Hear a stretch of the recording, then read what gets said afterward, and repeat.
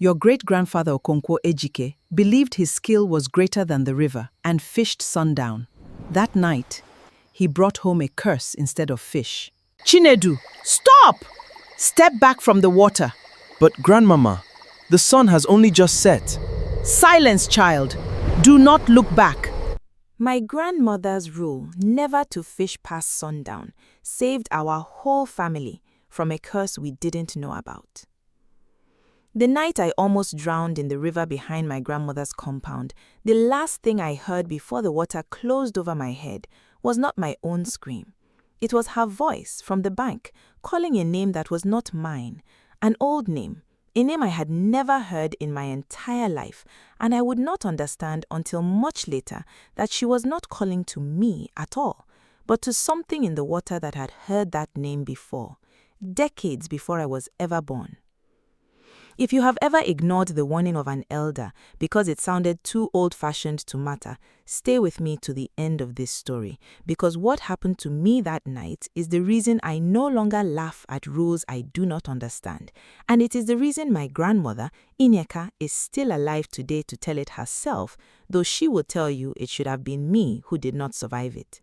And if this is your first time here, subscribe now, because stories like this one are the reason I started this channel. Not to frighten you, but to remind you that some rules were written in blood long before we were born to question them.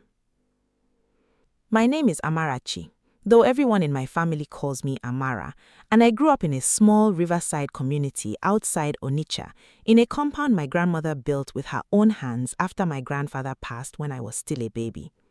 Our house sat close enough to the river that you could hear it at night if the wind was right, a low, constant murmur underneath everything, so familiar that most of us stopped noticing it the way you stop noticing your own heartbeat. Fishing was not just a trade in my family, it was the marrow of who we were. My grandmother had fished that river since she was younger than I am now. My mother had learned from her, and I had learned from both of them, wading into the shallows with a net long before I could properly spell my own name. Some of my earliest memories are of sitting on my grandmother's lap in a small wooden canoe before dawn, watching her hands move with a confidence I found almost hypnotic as a small child, casting and retrieving with barely a ripple of wasted motion, humming old church hymns under her breath the way she still does now whenever she's concentrating on something that matters to her. She would point out details to me that I did not yet have the patience to fully absorb, the particular way certain fish disturb the surface differently from others, the smell that meant rain was still hours away despite gathering clouds, the exact bend in the river where the current ran strongest, and where, even then, small children were never permitted to swim unsupervised, rule or no rule. Looking back now, I understand that she was training my instincts long before she ever explained the deeper reasons behind them, laying groundwork the way any careful teacher lays groundwork, trusting that the full lesson would come later when I was old enough to hold its weight. We were known along that stretch of the river as good fish folk, honest people, the kind who sold at fair prices and never cheated a customer in weight. But we were also known, quietly, as the family with the strange rule, the family that never, under any circumstances, cast a net or dipped a hook into that river after sundown. I want you to understand how absolute this rule was in our house, because it is impossible to understand what happened later without first understanding how deeply it was carved into our daily life. It did not matter if the fish were biting well that evening. It did not matter if we needed the extra money for school fees or medicine. It did not matter if a storm was coming and the fish were running thick and easy in the current the way they sometimes do right before bad weather. The moment the sun touched the tree line on the far bank, every net came out of the water, every hook came up, every boat turned toward home. No negotiation, no exception. Not for illness, not for hunger, not for anything. My grandmother enforced this rule with a seriousness that when I was a small child frightened me more than any ghost story could have, because I had never seen her that stern about anything else in my life. She was in every other matter a gentle woman, quick to laugh, generous with her food, patient with our mistakes. But the moment the subject of sundown fishing came up, her whole face would change, her voice would drop into something low and final, and she would simply say, We do not do that in this family, and refused to explain further, no matter how many times I asked why. I asked my mother once, when I was maybe 12 years old, why grandmother was so strict about something as small as fishing time. My mother's face did something strange when I asked. A flicker of fear quickly smoothed over into casualness, and she told me only that it was an old family tradition, the kind of vague, deflecting answers adults give children when they themselves do not fully understand the thing they are protecting. I noticed even then that nobody in my family ever laughed about the rule, never made jokes about it like people make jokes about other old superstitions, not stepping on ants, not whistling at night, not sweeping the doorstep after dark. Those rules got teased and half followed. This one was different. This one was followed with a silence that felt, even to a 12-year-old, like respect for something much bigger than habit.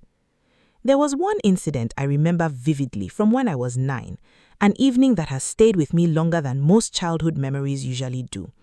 A visiting cousin of ours, a young man named Obiora, who had grown up in the city and had little patience for what he called village fears, decided one evening to prove there was nothing to the family superstition by casting a line off our small jetty just as the sun was dipping below the tree line, laughing the whole time, calling out to my grandmother that he would show her the rule was nothing but old talk. My grandmother did not shout at him or physically stop him, which surprised me because I expected fury. Instead, she simply walked to the edge of the water, close enough that her wrapper got wet at the hem, and said in a voice quieter than I had ever heard her use in my life, "Pull your line in now, or don't come back into this compound tonight." Something in her tone made even a stubborn city boy obey immediately, reeling in his empty hook without another word. And though he laughed it off in front of his friends the next day, I noticed he never tried it again during the rest of his visit, and he left 2 days early, giving no clear reason. Another time, when I was around 14, a terrible storm rolled in during the late afternoon, the kind that darkens the sky hours before actual sunset, and my Uncle Chidi, caught out on the water with a promising catch already filling his net, radioed back to the compound, asking whether the family rules still applied when the darkness was caused by weather rather than the actual position of the sun. I remember my grandmother's answer, traveling back through my older cousin who relayed the message, flat and immediate. "The sun does not need your permission to set. Come home now." Uncle Chidi came home with half his catch still in the water, grumbling about lost income for weeks afterwards. But even his grumbling never turned into real defiance, because somewhere beneath the complaints, even the most skeptical adults in my family carried a caution they could not fully explain. Inherited the way you inherit a fear of heights or a flinch at loud noises, without needing the original reason spelled out. Subscribe now if you want to know exactly what that something bigger turned out to be, because I promise you, by the time this story ends, you will understand why an entire family bent their whole way of life around 6 words: never fish past sundown, and why breaking that rule nearly cost me my life on an evening that started out as nothing more than ordinary carelessness. I was 17 years old the year everything changed, in my final year of secondary school, the kind of age where you believe old rules exist mostly to be tested rather than obeyed, especially rules nobody could properly explain to you. My best friend, Ifelma, and I had spent that particular afternoon at the river with 2 other girls from our class, Nkechi and Blessing, laughing, gossiping about a boy neither of us actually liked as much as we pretended, wading in the shallows after school instead of going straight home the way we were supposed to. We had roasted corn wrapped in old newspaper, and we sat on flat stones near the bank, eating it slowly, our school sandals tossed carelessly in the grass, our uniforms rolled up at the ankles so we could feel the cool water without fully soaking the fabric. Nkechi kept trying to teach us a new dance she had learned from a video on her brother's phone, and we spent almost an hour laughing at each other's clumsy attempts, the afternoon stretching out golden and unhurried, the way afternoons do when you are young enough to believe you have unlimited amounts of them. Time slicked away from us, the way it does when you are young and certain the world will wait for you. None of us wore watches, and none of us thought to check the position of the sun until Blessing casually mentioned that her mother would be starting evening prayers, which meant it was later than any of us had realized. By the time I noticed the light changing, the sun had already dropped low enough to turn the water the color of raw copper, and my stomach dropped with it, because I knew exactly how much trouble I would be in if my grandmother realized I had been anywhere near the river this close to dusk. I remember the particular quality of panic that settled over the four of us at once, a shared, wordless understanding that we needed to gather our things and go, quickly, before any of our households noticed how close to dark we had let the afternoon run. It was Ifelma, actually, who made the mistake first, though I never blamed her for what happened, because the responsibility that followed was entirely mine. She had brought her older brother's small hand net that afternoon, mostly to scoop up tadpoles and small crabs like children do, and in the rush to leave before full dark, she dropped it into the deeper water near the bend where the current runs faster, where the bank drops off suddenly instead of sloping gently the way it does closer to our house. She turned to me, half laughing, half panicked, saying her brother would beat her if she came home without his net, and without thinking, without weighing what I was doing against 17 years of my grandmother's warnings, I told her I would get it, because I was the strongest swimmer amongst us, and it seemed in that ordinary, careless moment like such a small thing to do. I want to be honest about something here, because this story is not meant to make me look brave or foolish in some clean, simple way. It is meant to be true. I did think of my grandmother's rule as I waded into that river. I felt the familiar flicker of guilt everyone in my family carried around that river after a certain hour. But I told myself the same lie so many of us tell ourselves right before disaster, that the rule was old-fashioned, that it belonged to a generation that believed in things educated people like me no longer needed to fear, that nothing would happen in the 10 minutes it would take to retrieve one small net before the sun fully set. I want you to remember that thought, because it is the same thought that has probably crossed your own mind about some rule an elder gave you without full explanation. Stay until the middle of this story and remind yourself to subscribe, because what the river did to me next is not something either of us will forget easily. The water was colder than I expected that deep. Colder in a way that did not match the warm afternoon we had just spent splashing in the shallows, as though the deeper current belonged to an entirely different season. I remember reaching the net easily enough, I thought, my fingers closing around the wet rope handle, relief already loosening my chest, when something shifted beneath me.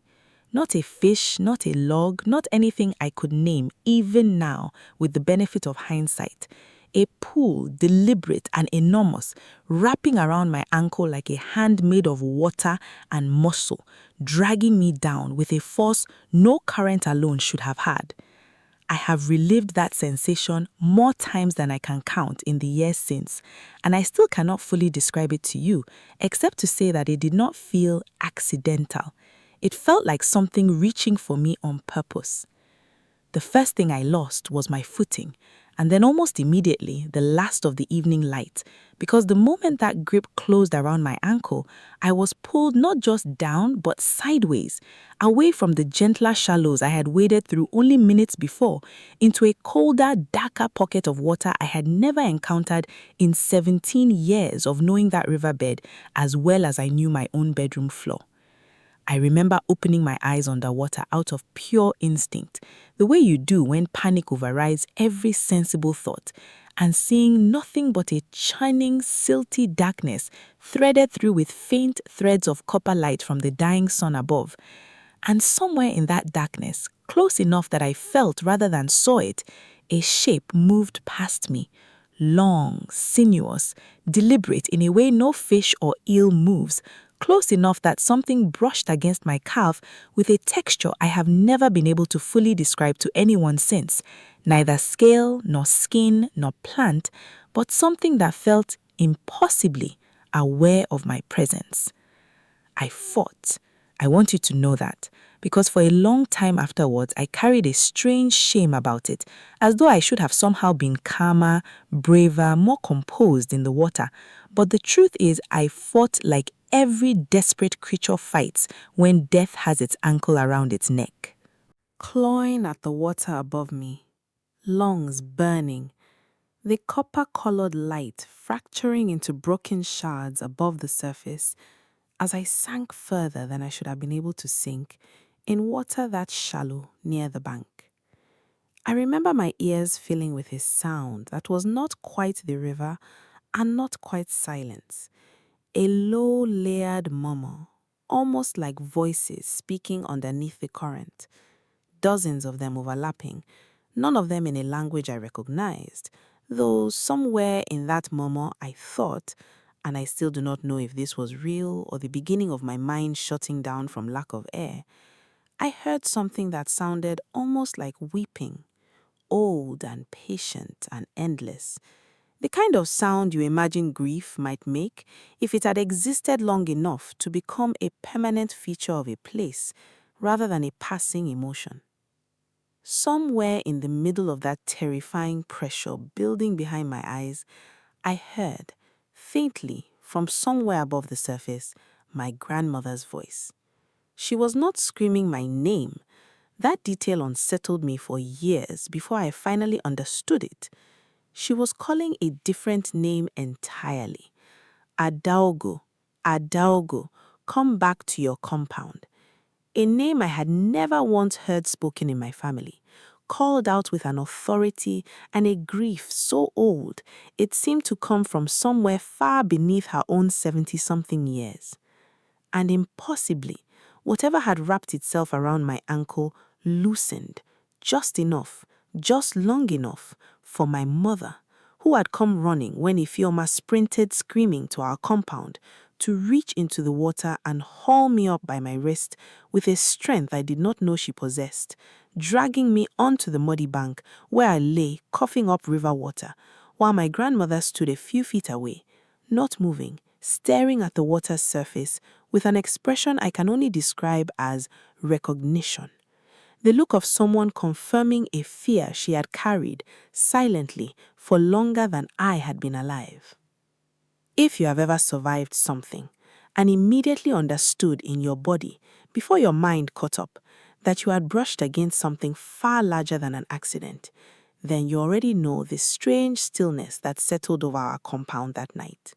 Subscribe now, because what my grandmother finally told me, hours later, once I had stopped shaking and the fear in her eyes had softened into something closer to grim resolve, changed everything I thought I understood about my own family, and it is the reason this story does not end with a simple lesson about listening to your elders. It ends with a truth far older and stranger than any of us were prepared for.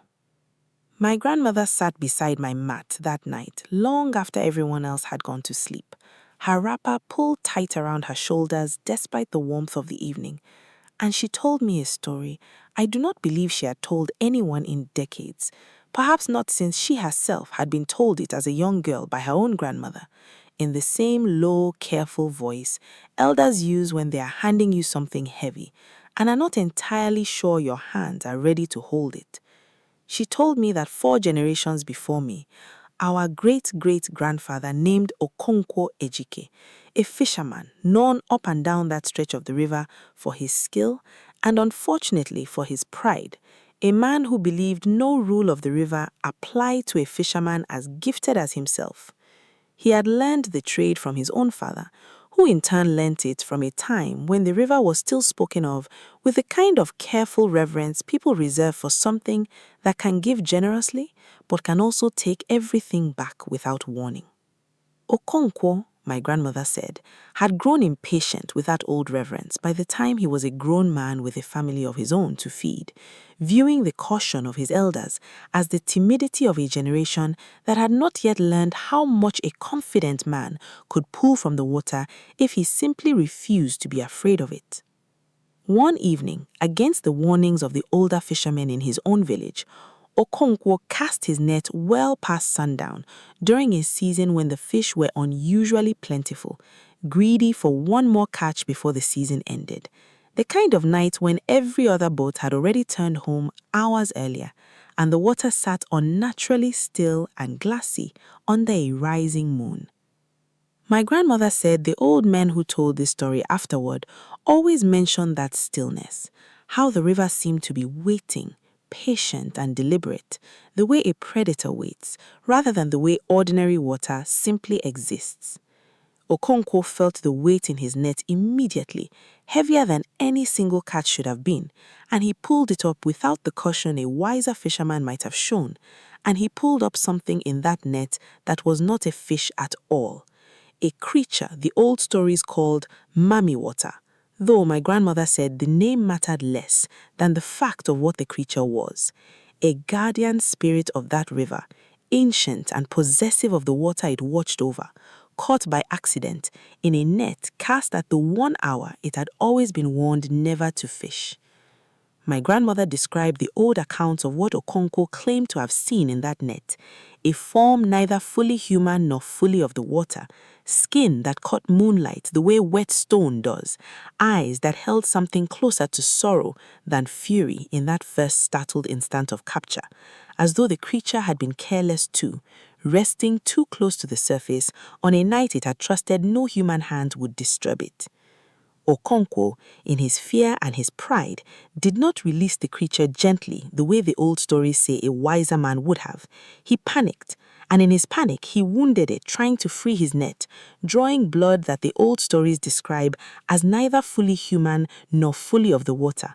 dark and slow and strange under the moonlight. A wound that never should have happened, inflicted on a being that had, until that night, mostly left the fishing families of that river in peace, in exchange for the same respect they had shown it for generations before Okonkwo's carelessness. The spirit did not curse him directly, my grandmother said. It did something crueler, something that unfolded over generations instead of striking all at once. It withdrew its protection from our bloodline specifically, and it began, over the following years, to test the descendants of the man who wounded it, waiting near the surface on the hour it was wronged, watching to see whether each new generation would repeat Okonkwo's mistake or finally learn the respect he had failed to show.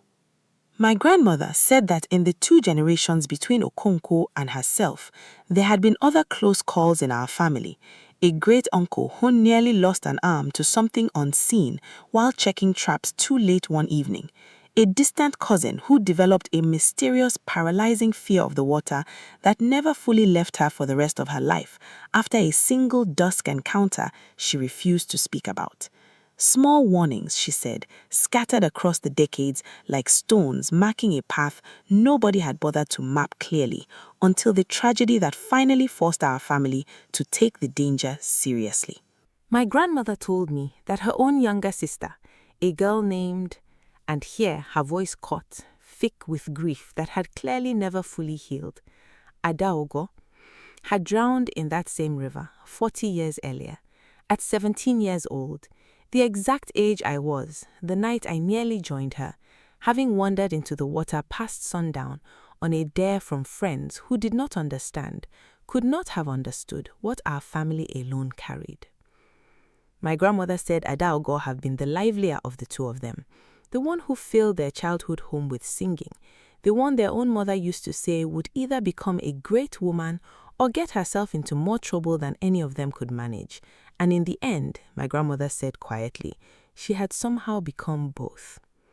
On the night it happened, Adaugo had been teased by a group of boys from a neighboring village who did not believe the stories about our family's river, daring her, laughing, to prove she was not as fearful and old-fashioned as her mother's warnings made her sound. And Adaugo, 17 and proud and unwilling to be thought a coward in front of people she wanted to impress, had waded in after dusk to retrieve nothing more meaningful than a dropped hair comb, determined to show them all it was nothing but an old woman's superstition. My grandmother had been the one to find her sister's body the next morning, tangled in reeds near that same bend in the river, her comb still somehow clutched in one hand, and it was in the raw, unbearable grief of that loss that our family's rule had finally hardened from an old caution passed down loosely between generations into the absolute, unbending law it became by the time I was born. No fishing, no wading, no presence in that water at all once the sun touched the tree line. My grandmother said she had spent the first several years after Adaugo's death barely able to look at the river at all, that her own mother never fully recovered, that the household had gone quiet in a way it never fully regained even decades later, and that the rule she had built her entire adult life around enforcing was not born from superstition passed down casually, but from a wound she carried every single day of her life, one she had never wanted any of us to have to carry alongside her. I asked her, my voice still raw from coughing up river water, why she had called Adaugo's name into the water while I was drowning, and my grandmother told me something that has stayed lodged in my chest ever since, that in the moment of pure terror, watching history repeat itself in front of her, some old instinct in her had reached backward instead of forward, calling out to the spirits in the only language it might still recognize, the name of the debt it had already collected once from our family, a plea disguised as a name, begging the river not to take a second daughter from the same bloodline for the same careless mistake. Whether it was that desperate call, or my mother's strength, or something else entirely that loosened the grip around my ankle that night, none of us can say for certain, and I have stopped needing a tidy explanation for it. What I know is that I came out of that water alive, and Adaugo did not, and the difference between those two nights, 40 years apart, is not something any of us in my family take lightly anymore. If you are still with me, if this story has made you think even once about a rule in your own family you never bothered to ask about, please subscribe before we get to the end, because what happened over the weeks that followed, how the entire family and eventually the whole Riverside community responded to what nearly happened to me, is the part of this story I am proudest to tell, and it is not the part you might expect.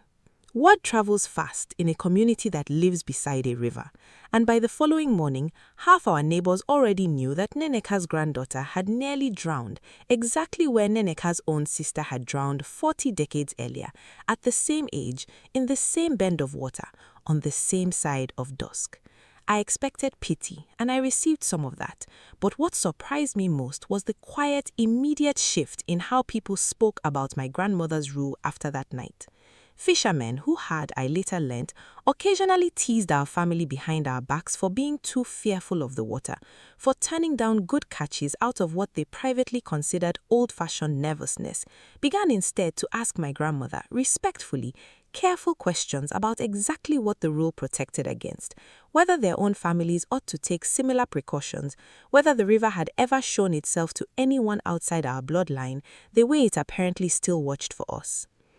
One of the older fishermen, a man named Papa Ikena, who had known my grandmother since they were both children, came to our compound 3 days after the incident, carrying a small gift of smoked fish, an old gesture of respect I had only seen used for elders or for households in mourning. He sat with my grandmother for over an hour that afternoon, and I overheard enough of their conversation through the open window to understand that he was confessing something himself, that his own grandfather had once spoken, briefly and reluctantly, about an agreement the old fishing families of that river had made generations ago, a general understanding to respect the water after dark that had over time softened into something people followed out of habit rather than genuine belief. The specific reasons behind it lost the way specific reasons so often are once the generation that lived through the original tragedy has passed on.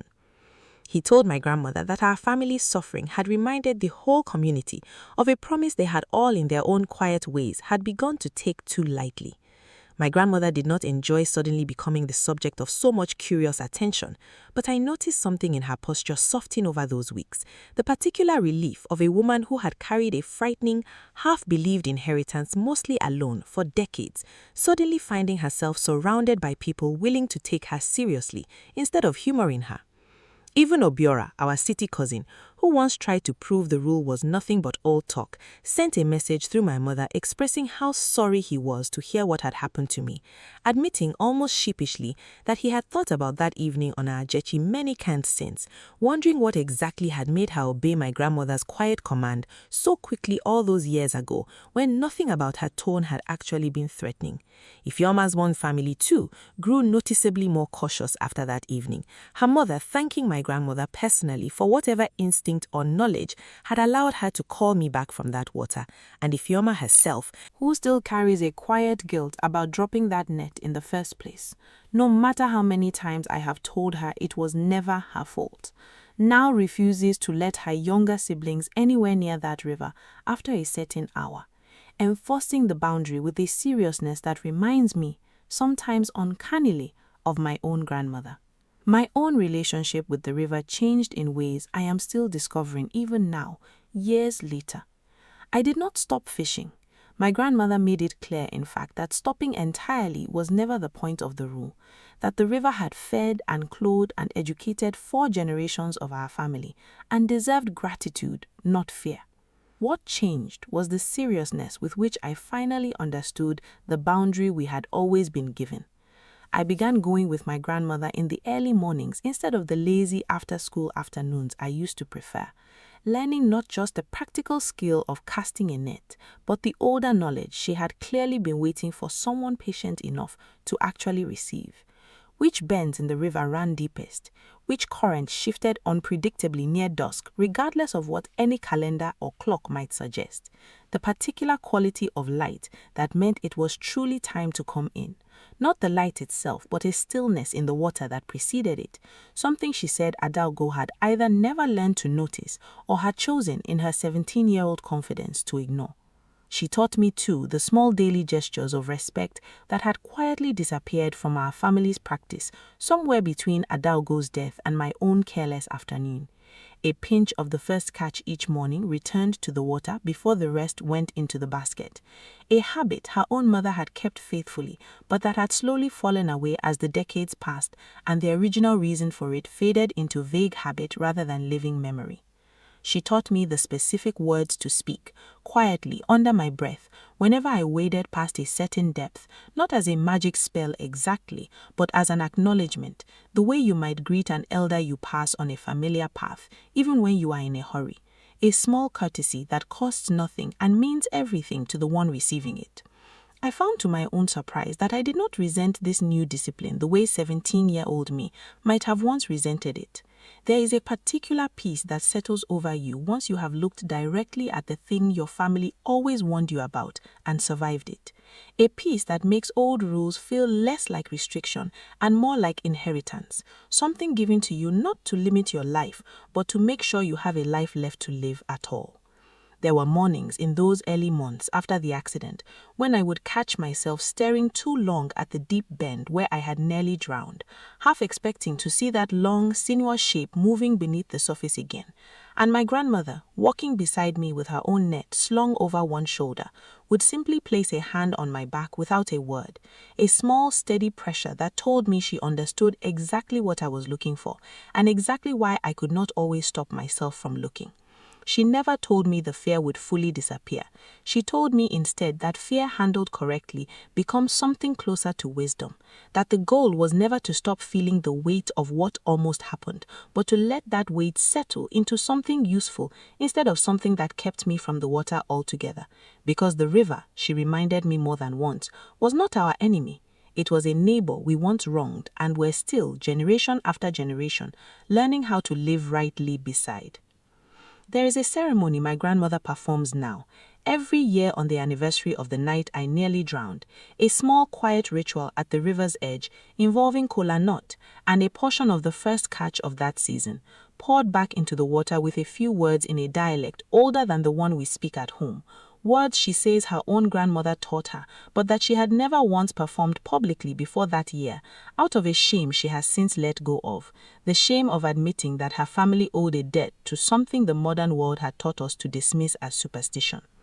The first year she performed it openly, only my mother and I stood with her at the water's edge, the three of us alone in the grey light just before dawn. But by the third year, Papa Ikena and two other fishing families from further down the river had begun joining quietly, standing a respectful distance back, watching without interrupting, until eventually my grandmother invited them closer, understanding, I think, that a debt this old was never meant to be carried by one family alone, even if one family had been the one careless enough a few centuries ago to create it. My mother stands beside her now during that ceremony, and I stand beside my mother. And though I do not fully understand every word spoken over that water, I understand enough to know it is not fear being spoken into the current. It is respect, hard-earned and long overdue, offered by a family that finally stopped pretending an old rule was simply old-fashioned caution and started treating it as what it always was, a promise written in loss, renewed each year so that no other 17-year-old girl in our bloodline ever has to learn its meaning the way I nearly did. I have noticed too that my grandmother always pauses at one particular point in the ceremony, her eyes fixed on the deep bend where both Adaugo and I nearly lost our lives 40 years apart, her lips moving silently for a few seconds longer than the rest of the ritual requires. And though she has never told me exactly what she says in that private moment, I have my own quiet guess, and I have never asked her to confirm it, because some things a person is allowed to keep just for themselves, even within this story this openly shared.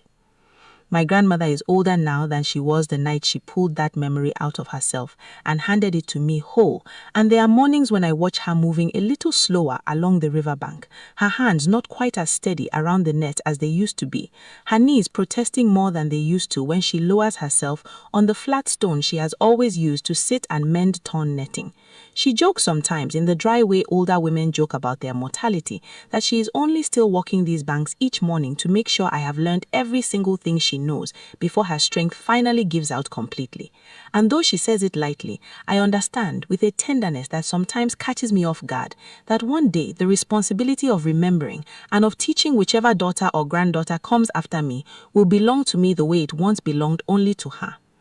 I used to think inheritance meant land or money or a family name passed down without much thought behind it. I understand now that some of what we inherit is far heavier and far more precious than any of that. A debt owed by an ancestor's pride, a grief carried by a woman who lost her sister and spent 40 years making sure no one else in her family paid that same price, and a rule that sounds on the surface like nothing more than an old woman's stubbornness, until the one night it reaches into the water and pulls you back from a current that already has your name in its memory.